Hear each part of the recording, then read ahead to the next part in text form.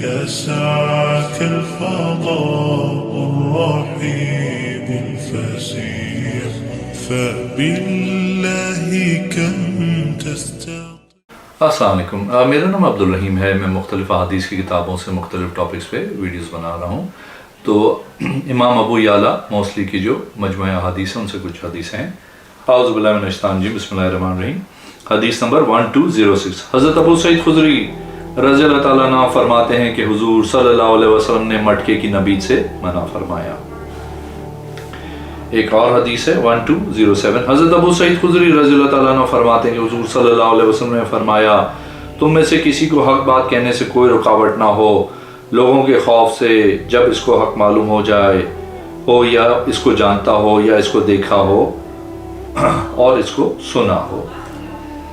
ایک اور حدیث ہے 1208. حضرت ابو سعید خدری رضی اللہ تعالیٰ عنہ فرماتے ہیں کہ حضور صلی اللہ علیہ وسلم نے فرمایا قیامت کے دن ہر دھوکے باز کے لیے جھنڈا ہوگا، اس کے دھوکے کے مطابق خبردار، سب سے بڑا دھوکہ بادشاہ کی اطاعت نہ کرنا جو شریعت پہ چلنے والا ہو. ایک اور حدیث ہے 1209. حضرت ابو سعید خدری رضی اللہ تعالیٰ عنہ سے روایت ہے کہ حضور صلی اللہ علیہ وسلم نہر کے پاس کھڑے ہوئے، صحابہ کرام روزے کی حالت میں تھے، گرمی کا دن تھا اور صحابہ کرام پیدل چل رہے تھے اور حضور صلی اللہ علیہ وسلم خچر پہ سوار تھے. آپ صلی اللہ علیہ وسلم نے فرمایا اے لوگوں پیو. صحابہ کرام نے عرض کیا یا رسول اللہ صلی اللہ علیہ وسلم ہم پئیں اور آپ نہ پئیں. آپ صلی اللہ علیہ وسلم نے فرمایا میں تمہاری مثل نہیں ہوں، میں تم سے زیادہ آسانی میں ہوں، میں سوار ہوں.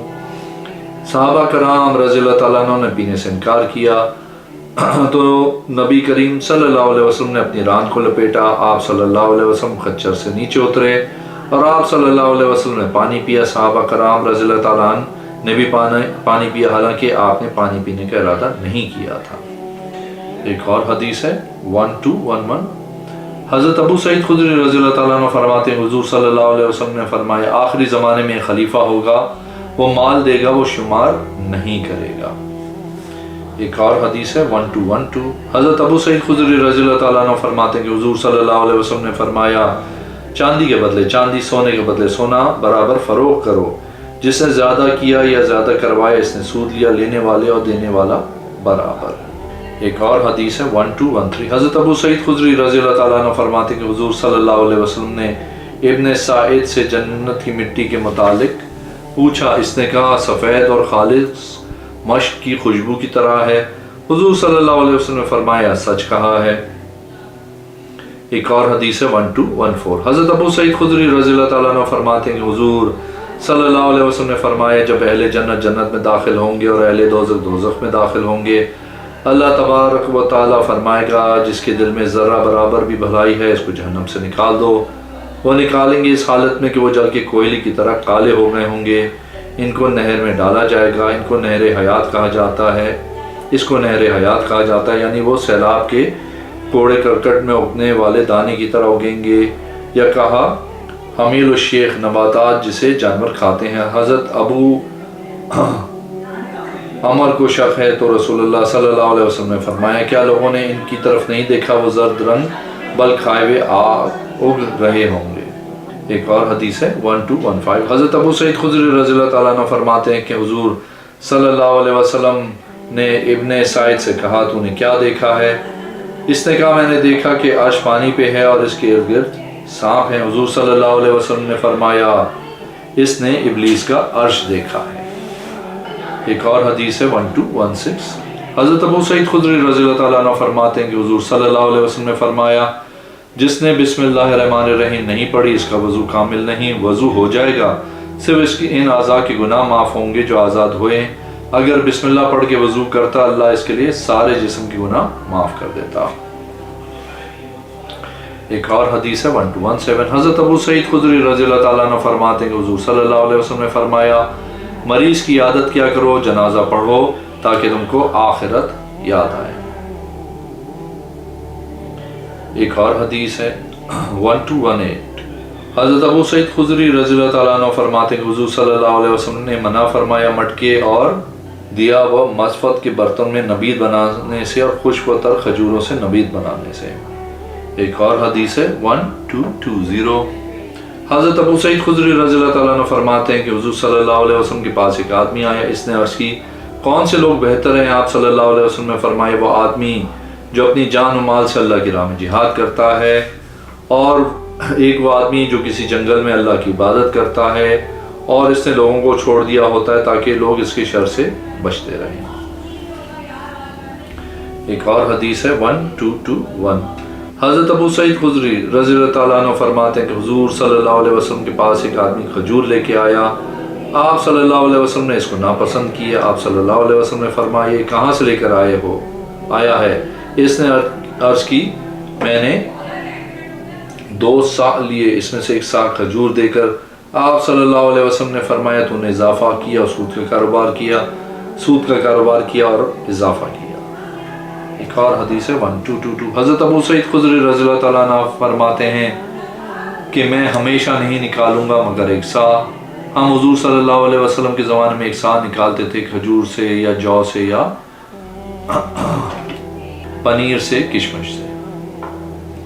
ایک اور حدیث ہے 1223، حضرت ابو سعید خدری رضی اللہ تعالیٰ عنہ فرماتے ہیں کہ حضور صلی اللہ علیہ وسلم نے فرمایا کوئی بھی نبی مبعوث نہیں کیا گیا، نہ کسی خلیفہ کو خلیفہ بنایا گیا مگر اس کے ساتھ 2 غیبی بندے ہوتے ہیں، ایک اس کو نیکی کا حکم دیتا اور اس پہ ابھارتا ہے، ایک اس کو برائی کا حکم دیتا ہے اس پہ ابھارتا ہے، محفوظ وہ ہوتا ہے جس کو اللہ بچائے۔ ایک اور حدیث ہے 1227، حضرت ابو سعید خدری رضی اللہ تعالیٰ عنہ فرماتے ہیں حضور صلی اللہ علیہ وسلم نے بنی اسرائیل کی ایک عورت کا ذکر کیا جس کی انگوٹھی سے کستوری کی خوشبو مہک رہی ہوتی تھی، کیونکہ اس نے اپنی انگوٹھی کو کستوری سے بھرا ہوا ہوتا تھا، کستوری کی خوشبو سب سے اچھی خوشبو ہے۔ ایک اور حدیث ہے 1229، حضرت ابو سعید خدری رضی اللہ تعالیٰ عنہ فرماتے کہ حضرت ابو ہریرہ رضی اللہ تعالیٰ عنہ بیمار ہو گئے، پہ بیماری غالب آ گئی۔ حضرت ابو سعید خدری نے نماز پڑھائی، اللہ اکبر کو اونچا کیا جس وقت نماز شروع کی اور جس وقت رکوع کیا، اور سمع اللہ لمن حمدہ کہنے کے بعد جس وقت سجدے سے سر کو اٹھایا اور جس وقت سجدہ کیا، جس وقت سجدے سے سر اٹھایا، جس وقت 2 رکعتوں سے اٹھے یہاں تک کہ آپ رضی اللہ تعالیٰ عنہ نے نماز مکمل فرمائی۔ جب سلام پھیرا تو آپ رضی اللہ تعالیٰ عنہ سے عرض کی گئی لوگوں کو آپ کی نماز سے اختلاف ہے۔ آپ رضی اللہ تعالیٰ عنہ کھڑے ہوئے یہاں تک کہ ممبر کے پاس کھڑے ہو گئے، فرمایا اے لوگوں اللہ کی قسم مجھ پہ کوئی پرواہ نہیں کہ تم میری نماز میں اختلاف نہ کرو، میں نے اپنے آقا رسول اللہ صلی اللہ علیہ وسلم کو اسی طرح نماز پڑھتے ہوئے دیکھا تھا۔ ایک اور حدیث ہے 1230، حضرت ابو سعید خدری رضی اللہ تعالیٰ عنہ فرماتے ہیں کہ حضور صلی اللہ علیہ وسلم نے فرمایا قربانی کا گوشت کھاؤ اور ذخیرہ بھی کر سکتے ہو۔ ایک اور حدیث ہے 1231، حضرت ابو سعید خدری رضی اللہ تعالیٰ عنہ فرماتے ہیں کہ ہم حضور صلی اللہ علیہ وسلم کے ساتھ پیر شریف کے دن قباء کی طرف نکلے، ہم بنی سالم کے پاس سے گزرے، حضور صلی اللہ علیہ وسلم ابن عتبان کے دروازے کے پاس کھڑے ہوئے، آپ نے اس کو آواز دی تو اپنی بیوی کے ساتھ لیٹا ہوا تھا، وہ اس حالت میں تھا نکلا کہ اس کا تہمند لٹکا ہوا تھا۔ جب آپ نے اس کو دیکھا تو آپ نے فرمایا اس آدمی نے ہمارے پاس آنے میں جلدی کی۔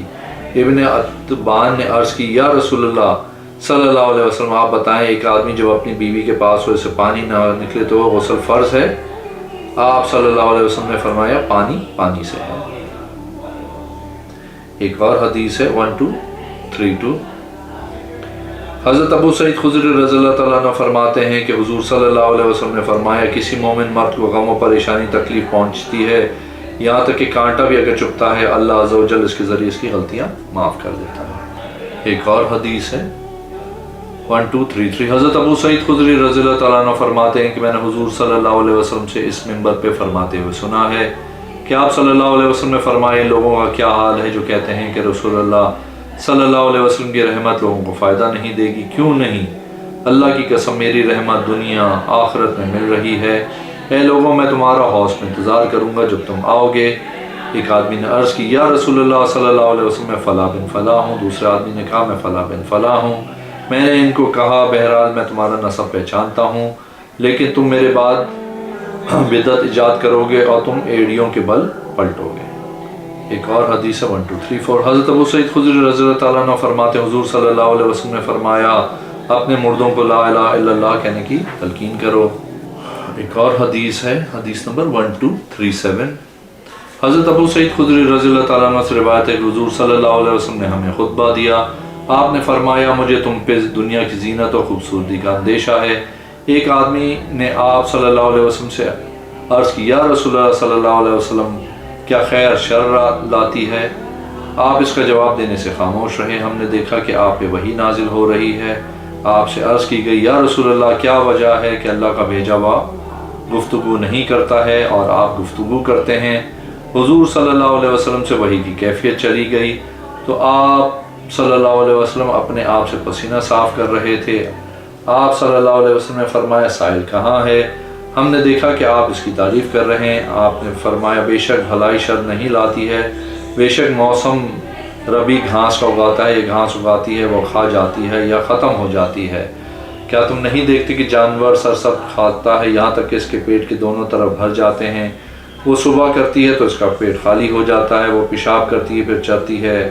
بے شک مال میٹھا سرسبز ہے، کتنا اچھا مسلمان ہے جو رشتہ داریاں جوڑے اور اللہ کی راہ میں خرچ کرے۔ اس کی مثال جو بغیر حق کے کسی کا مال لیتا ہے وہ اس طرح کھاتا ہے اور سیر نہیں ہوتا، وہ اس پر قیامت کے دن گواہ ہوگا۔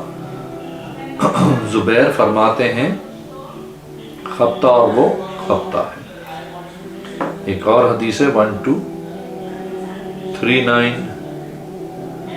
حضرت ابو سعید خدری رضی اللہ تعالیٰ عنہ فرماتے ہیں کہ حضور صلی اللہ علیہ وسلم نے فرمایا جب تم میں سے کوئی چرواہے کے پاس آئے تو اس کو آواز دے۔ اونٹ چرانے والا 3 مرتبہ اگر وہ جواب دیتا ہے تو ٹھیک ہے، ورنہ اس کا دودھ دھوئے اور نوش کرے اور لے کے نہ آئے۔ جب تم میں سے کوئی کسی کے باغ میں آئے تو آواز دے 3 مرتبہ۔ باغ کا مالک اگر جواب دے تو ٹھیک ہے، ورنہ اسے کھائے اور نہ آئے لے کے نہ آئے۔ حضور صلی اللہ علیہ وسلم نے فرمایا مہمان نوازی 3 دن ہوتی ہے، جو اس سے زیادہ ہو وہ صدقہ ہے۔ ایک اور حدیث ہے 1240۔ حضرت ابو سعید خدری رضی اللہ تعالیٰ عنہ حضور صلی اللہ علیہ وسلم سے روایت کرتے ہیں کہ آپ صلی اللہ علیہ وسلم نے فرمایا قیامت کے دن ہر دھوکے باز کے لیے جھنڈا ہوگا، سیرین کے پاس لگایا جائے گا۔ ایک اور حدیث ہے 1242۔ حضرت ابو سعید خدری رضی اللہ تعالیٰ عنہ فرماتے ہیں کہ حضور صلی اللہ علیہ وسلم نے فرمایا راستے میں بیٹھنے سے بچو۔ صحابہ کرام رضی اللہ تعالیٰ عنہ نے عرض کی یا رسول اللہ صلی اللہ علیہ وسلم ہمارا راستے میں بیٹھنا مجبوری ہے، ہم نے اس میں گفتگو کرنی ہوتی ہے۔ آپ صلی اللہ علیہ وسلم نے فرمایا جب تم نے ایسا کرنا ہی ہو تو راستے کا حق بھی ادا کرو۔ صحابہ کرام رضی اللہ تعالیٰ عنہ نے عرض کی یا رسول اللہ صلی اللہ علیہ وسلم راستے کا حق کیا ہے؟ آپ صلی اللہ علیہ وسلم نے فرمایا آنکھیں جھکانا، تکلیف دینے سے رکنا، سلام کا جواب دینا، نیکی کا حکم دینا اور برائی سے منع کرنا۔ اگر آپ نے میرے چینل کو اب تک سبسکرائب نہیں کیا تو پلیز کیجیے، اس ویڈیو کو لائک کیجیے۔ اگلی ویڈیو میں انشاءاللہ حاضر ہوں گا۔ اللہ حافظ۔